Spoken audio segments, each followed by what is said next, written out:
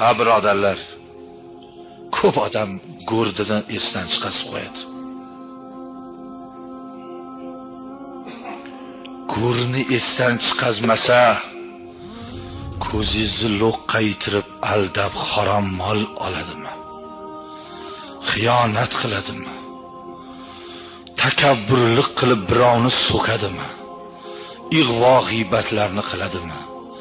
Go'r esdan chiqqanki hayya alas saloh, hayya alal faloh degan nidoga javob bermaydi-da.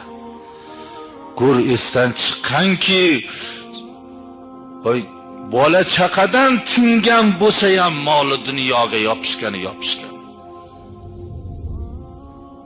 Kiring men masjidga, to'xtating endi. Endi bu yog'iga yosh yigit bo'lmaysiz, bu pulam sizni qaytadan yo yigit qilib qo'ymaydi.